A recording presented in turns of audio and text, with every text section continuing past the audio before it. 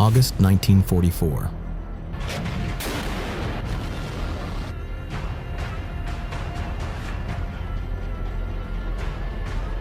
Inside a dust-covered American command post near the French town of Laval, the air was heavy with the smell of gasoline, sweat, and scorched paper.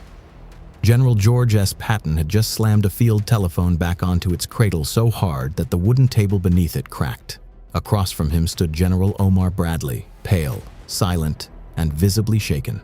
Only minutes earlier, Patton had been screaming into that receiver, demanding permission to push his Third Army north past the boundary line Bradley had drawn on the map, to slam the door shut on nearly 100,000 retreating German soldiers trapped in what history would later call the Falaise Pocket. Bradley had refused, and now, standing in that stifling tent, surrounded by aides who pretended not to listen, Patton turned slowly toward the man who had been his friend for almost 30 years, the man who had once served under him in Sicily, the man who now outranked him and had just stopped him from delivering what he believed would be the killing blow of the war in Europe. Patton did not shout. He did not curse. He simply walked to the edge of the map table, looked Bradley directly in the eyes, and spoke one single sentence. The aides in the tent later said it lasted no more than 5 seconds. But when Patton finished speaking, Bradley did not answer. He did not move. He did not even blink.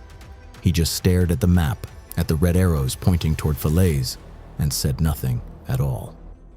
That one sentence, recorded in fragments across 3 different memoirs and 1 declassified Army file, would shape the rest of Bradley's career, haunt him through the years of his command in Korea and his later life as a 5-star general, and it would quietly define one of the most painful fractures in the history of the American High Command. To understand how these 2 men reached that moment, you have to travel back decades, long before the hedgerows of Normandy had ever heard the grinding of American tank treads. George Smith Patton Jr. and Omar Nelson Bradley were born into completely different Americas. Patton came from wealth in San Gabriel, California, the descendant of Confederate officers raised on stories of cavalry charges and the glory of battle. Bradley was the son of a poor schoolteacher in rural Missouri, a quiet, thoughtful boy who had to work his way through life with discipline rather than privilege.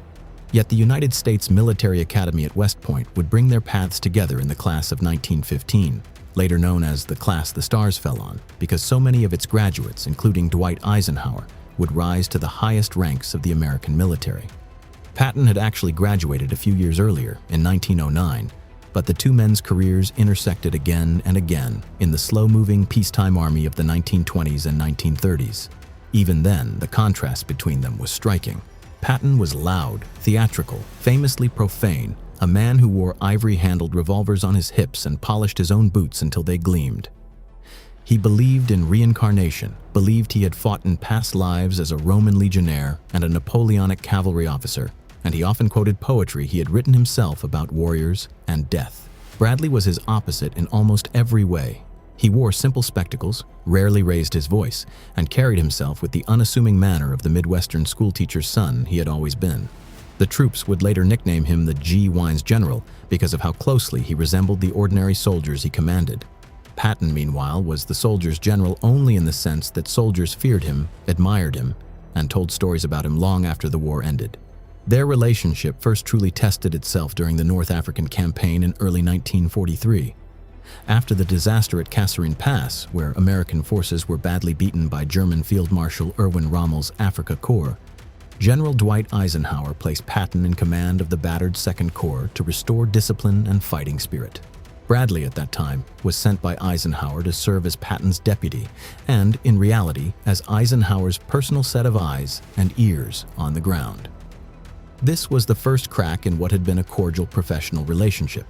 Patton knew exactly why Bradley was there. He referred to him privately as Ike's spy, though he trusted Bradley's competence and never questioned his integrity. Bradley, for his part, was deeply uncomfortable with the role. He admired Patton's fighting abilities but was disturbed by his theatrics, his casual slapping of subordinates, and what Bradley considered his reckless disregard for the lives of ordinary soldiers. Still, under Patton's command, Second Corps was rebuilt. Discipline returned. Within weeks, American troops were fighting and winning again. By the end of the Tunisia campaign in May 1943, the tide had turned. Then came Sicily in July of the same year. Patton commanded the 7th United States Army, and Bradley served under him as commander of 2nd Corps. It was during this campaign that Patton's legendary drive and his darker impulses both revealed themselves in full. His dash across the island to seize the city of Palermo before the British under General Bernard Montgomery could claim glory was a masterpiece of aggressive maneuver warfare. But it was also during this campaign that Patton committed the act that nearly destroyed his career. In early August 1943, inside 2 separate field hospitals, he struck 2 American soldiers who were suffering from what would today be recognized as combat fatigue and post-traumatic stress. He called them cowards. He slapped one across the face with his gloves. Bradley learned of both incidents through official channels, and although he was outraged, he chose not to immediately report them to Eisenhower. Instead, he locked the reports in his personal safe. When the story eventually broke in the American press months later, thanks to the reporting of journalist Drew Pearson, Patton was nearly sent home in disgrace. This moment marked a permanent shift in the balance between the 2 men. Bradley had seen Patton at his worst. Patton, for his part, understood that Bradley had chosen, in his quiet way, to protect him by not running to Eisenhower with the reports. But there was a cost. When the invasion of Europe was planned in late 1943 and early 1944, Eisenhower made a decision that would alter the dynamic between the 2 friends forever. Bradley, not Patton, would command the 1st United States Army during the D-Day landings at Normandy. Patton would be held back, assigned to a deceptive formation called the 1st United States Army Group, a phantom army intended to trick the Germans into believing the main Allied landing would occur at Pas-de-Calais rather than Normandy. When the time came to unleash the real American armies into Europe, Bradley would be promoted to command the entire 12th United States Army Group, and Patton, once Bradley's commanding officer, would now serve as one of his subordinates, commanding the 3rd United States Army. The reversal was staggering. Patton, the senior man in experience, age, and prior command, would now take orders from the quiet Missourian he had once led. Patton wrote about this in his personal diary with a mixture of anguish and professional resolve. He confided that he felt the change keenly, that it was painful to serve under a man he had once commanded, but he also vowed to do his duty. Publicly, he never uttered a word of complaint against Bradley. Bradley, for his part, was uneasy in his new role. He knew that handling Patton would be the single most delicate task of his command. He respected Patton's abilities. He also feared his unpredictability. By August 1944, those tensions had been stretched to the breaking point. The Allied armies had broken out of Normandy. Operation Cobra, launched on July 25th, had shattered the German defensive lines at St. Lo. Patton's 3rd Army, activated on August 1st, had poured through the gap with a ferocity that astonished everyone, even Patton's own staff. In a matter of weeks, his divisions raced across Brittany, turned east, and threatened to encircle the entire German 7th Army and 5th Panzer Army, which had been ordered by Adolf Hitler to launch a counterattack at Mortain instead of retreating. That counterattack had failed catastrophically. Now the Germans were trapped, or nearly trapped, in a narrowing pocket of land between the towns of Falaise, held by the British and Canadians advancing from the north, and Argenton, where Patton's forces were approaching from the south. This was the moment every Allied commander had dreamed of. Close the pocket at Falaise and Argenton, and the bulk of the German army in France would be destroyed in a single catastrophic blow. The war might end before Christmas. Patton saw it clearly. He had driven his divisions forward with relentless energy, ordering his commanders to push north toward Argentan and beyond, racing to link up with the Canadians near Falaise. By August 12th, his lead elements of the 15th Corps, under General Wade Hyslop, had reached Argentan. They were within striking distance of the Canadian advance. Just a few more miles and the pocket would be sealed. And then the order came. Stop. Hold at Argentan. Do not advance north. The order came from Omar Bradley. Patton was stunned. He received the order at his command post and immediately placed a telephone call to Bradley's headquarters. He demanded an explanation. He was told that the advance north had been halted because the 21st Army Group, commanded by British Field Marshal Bernard Montgomery, had drawn an inner Allied boundary line just south of Falaise, and Patton's forces were not to cross it. The concern officially was that if American forces pushed past the boundary, they would collide with Canadian troops coming south, and in the chaos of battle, friendly fire incidents could cause catastrophic losses. Bradley, deferring to the boundary line and concerned about precisely such a collision, had ordered Patton to halt at Argentan. Patton could not believe what he was hearing. He argued that the Germans were escaping through the gap every hour. He argued that the Canadians were moving too slowly, that they had been bogged down for days in heavy fighting around Falaise, and that if the Americans did not close the pocket, no one would. He argued, according to his own diary entry for that day, that he should be allowed to push on to Falaise and, in his own words, drive the British back into the sea for another Dunkirk, a phrase so hot with frustration that even Patton himself must have known it would never leave that tent. Bradley refused. The order stood. What happened next is the part of the story that has long been whispered about among military historians, but rarely told in full. Within hours of receiving the stop order, Patton drove to Bradley's headquarters near Laval in person. He arrived in a cloud of dust, his driver skidding the jeep to a halt outside the command post. He strode inside, past startled aides, and demanded to see Bradley immediately. Bradley was in the map room, and Patton followed him there. The aides outside later described the voices coming through the canvas as first sharp, then rising, then falling into something much more dangerous, the low, clipped tone of men who had moved past ordinary anger into something colder. Inside the tent, the two men argued for what several witnesses estimated at nearly 20 minutes. Patton made his case with every argument he had. He presented the reconnaissance reports showing the German column streaming east out of the pocket. He pointed to the map and showed how his 15th Corps could be in Falaise within a day. He reminded Bradley of the strategic prize, the complete destruction of the German armies in France. Bradley listened. He did not interrupt. And then he said no. Again and again, he said no. He cited the boundary line. He cited the danger of friendly fire. He cited the need to maintain Allied unity. It was at this point, according to the fragmentary accounts that survived, that Patton did something uncharacteristic. He stopped arguing. He lowered his voice. And he spoke one sentence, a single, quiet sentence that cut Bradley in a way that none of his shouting or cursing ever could. Witnesses outside the tent reported that after Patton spoke, there was a long silence. Then Patton turned, walked out of the tent, got back into his jeep, and drove away without another word. What was the sentence? For decades, the exact words were the subject of speculation among historians. Bradley himself, in his 1951 memoir, A Soldier's Story, refused to repeat them.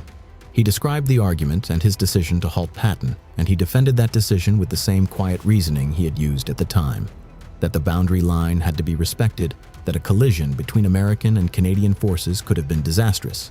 But he never wrote down what Patton said to him at the end of that argument. In his second memoir, A General's Life, published posthumously in 1983, Bradley came closer to describing the moment. He admitted that Patton had said something that stayed with him, something he would carry for the rest of his life, but he still would not repeat the sentence exactly. Patton himself, in his own diary and in the letters he sent home to his wife Beatrice during those weeks, alluded to the argument, but with a restraint that was unusual for him. Patton was a man who recorded his fights, his grudges, and his triumphs with vivid detail. And yet, about this particular moment, he was strangely quiet. He wrote that he had argued hard with Bradley, that Bradley had refused to let him close the gap, and that thousands of Germans were escaping as a result. He wrote that the decision was wrong, that history would judge it wrong, and that he had told Bradley as much to his face. But he did not record the exact words of that final sentence either.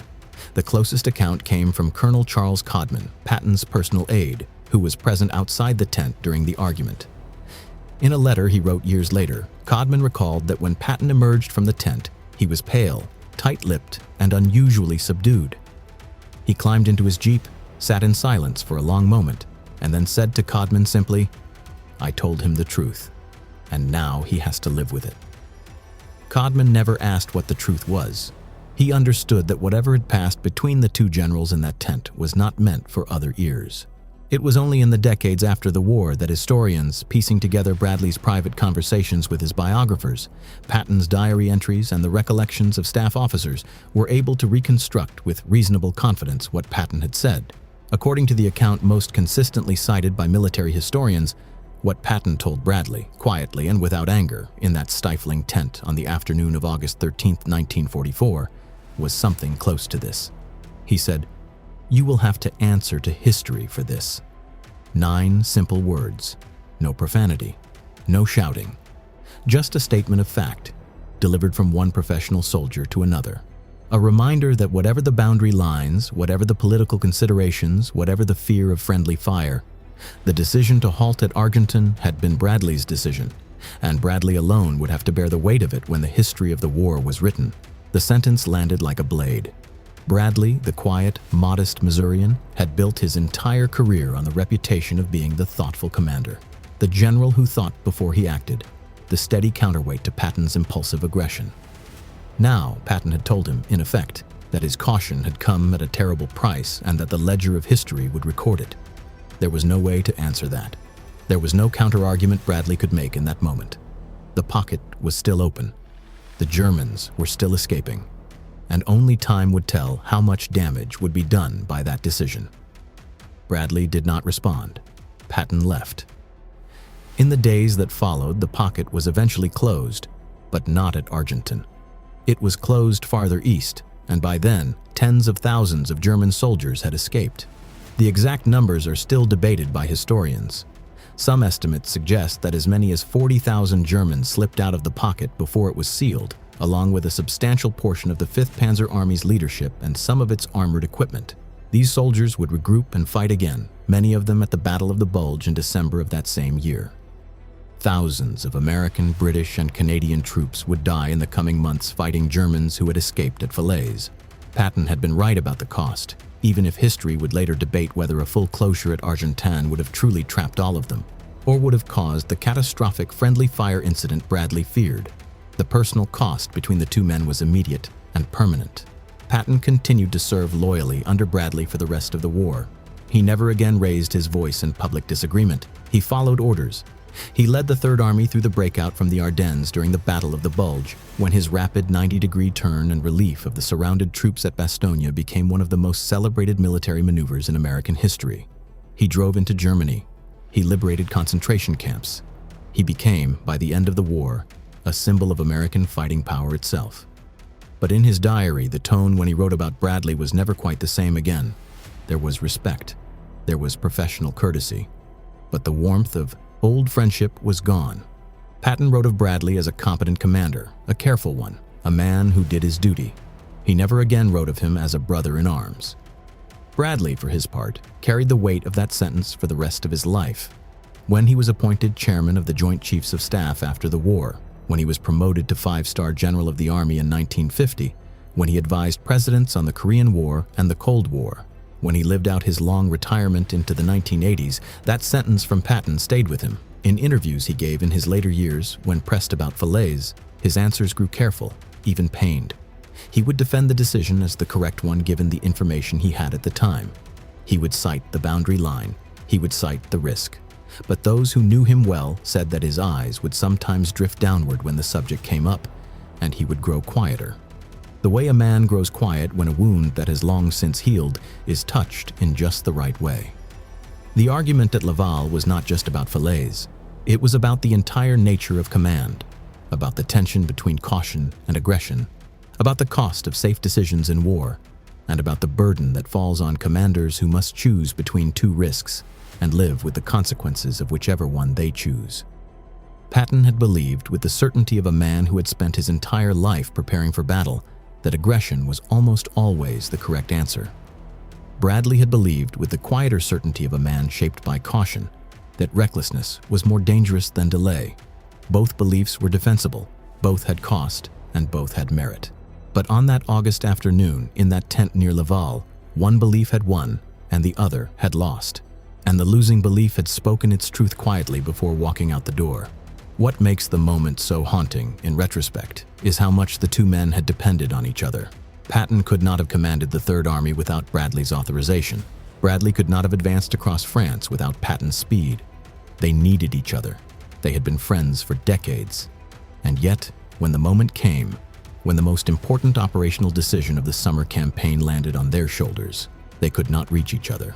They stood only a few feet apart in that tent, and the distance between them might as well have been oceans. There is a darker strand to this story that rarely gets told. After the war, when Patton was killed in a traffic accident in Germany in December 1945, Bradley did not attend the funeral. He had his reasons, official reasons, scheduling and duties and the complicated logistics of the occupation. But some of Patton's former staff officers noticed the absence, and some of them whispered about it for years. Whether the Falaise argument had anything to do with that decision, no one can say for certain. Bradley never spoke of it directly. Patton was gone. The sentence he had spoken in that tent in August 1944 could never be taken back, and Bradley could never respond to it, never argue with it, never make his peace with the ghost of the friend he had overruled. It is worth pausing at this point in the story to consider what the sentence reveals about Patton himself. Most of Patton's famous quotations are loud, profane, theatrical. He is remembered for speeches before battle, for curses hurled at cowards, for the bombastic poetry of violence he believed was his calling, and yet in the most important personal confrontation of his entire career. In the moment when he could have unleashed the full force of his legendary temper, he chose restraint. He chose quiet. He chose 9 simple words, delivered with the steady certainty of a man who knew exactly what he was saying and knew that no louder words would be needed. This is not the Patton of Hollywood. This is not the Patton of the famous slapping incidents or the roaring speeches to his troops. This is a different Patton, a colder one, a more disciplined one, a Patton who understood that sometimes the sharpest blade is the one wielded with the lightest hand. And it is worth considering what the sentence reveals about Bradley as well. Bradley was not a coward. He was not a weak commander. He was a man who had been given an impossible choice and had made it according to his principles. The fact that Patton's sentence cut him so deeply is not evidence that Bradley had been wrong. It is evidence that Bradley was honest with himself. A lesser man would have dismissed Patton's words, rationalized them away, convinced himself that the decision had been obviously correct. Bradley did not do that. He carried the sentence with him, turned it over in his mind for the rest of his life, and allowed himself to feel its weight. That, in its own way, is a kind of moral courage. The Falaise decision has been debated by historians ever since. Some argue that Bradley was right, that the risk of a catastrophic friendly fire incident was real, and that closing the pocket was ultimately a matter of hours and miles that did not change the overall outcome of the campaign. Others argue that Patton was right, that a decisive closure at Argenton on August 12th or 13th would have trapped the German armies and potentially shortened the war by months. The truth, as is so often the case with the hardest military decisions, probably lies somewhere in the middle. Bradley's caution was not unreasonable. Patton's aggression was not reckless. Both men were trying, in their own ways, to do their duty as they understood it. But the human cost of that decision, measured in the lives of Allied soldiers who would die in the months to come fighting Germans who had escaped through the gap, was real, and Patton knew it. He knew it in the moment, standing in that tent, staring at the map with its red arrows pointing toward Falaise. He knew what was at stake, and when he spoke those 9 words, he was not trying to wound Bradley personally. He was trying, in the only way he knew how, to make Bradley feel the weight of the decision, to force him to understand that this moment would belong to history, that the ledger would be kept, and that every Allied soldier who died in the coming winter because of German units that had slipped out of Falaise would be part of that ledger. It is also worth noting what happened in the days immediately after the argument. Patton, despite his fury, continued to do his duty.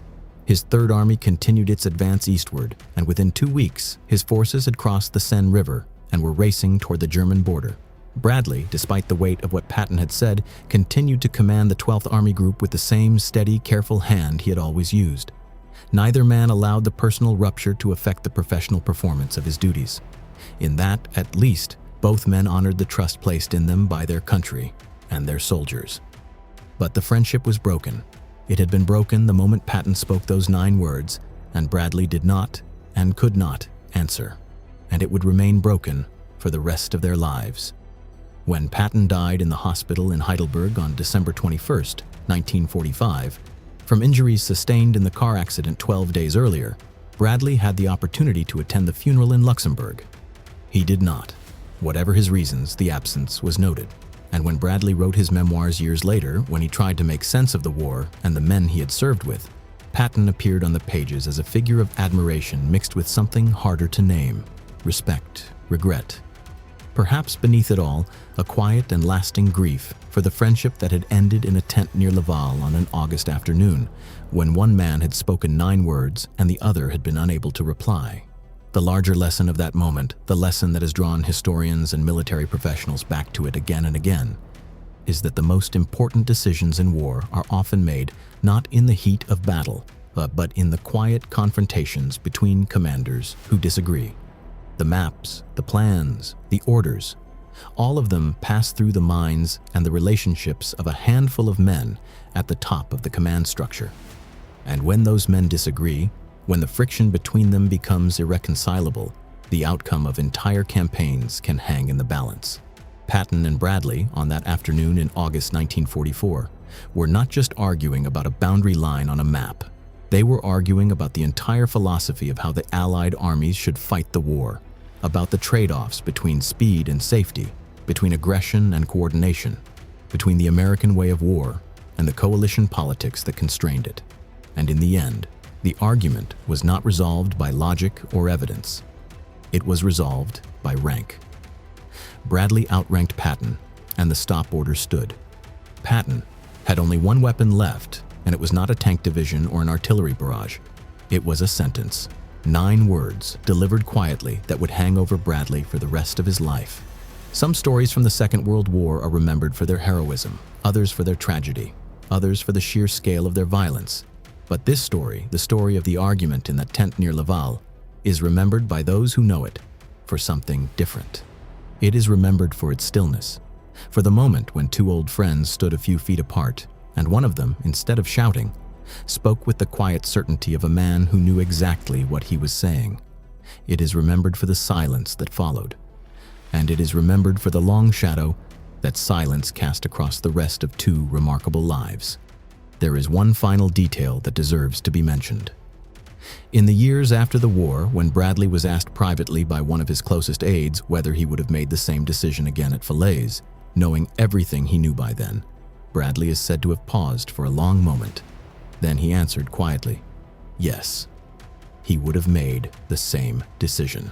The boundary line had been the boundary line. The risk of friendly fire had been real. The coalition had held. The war had been won.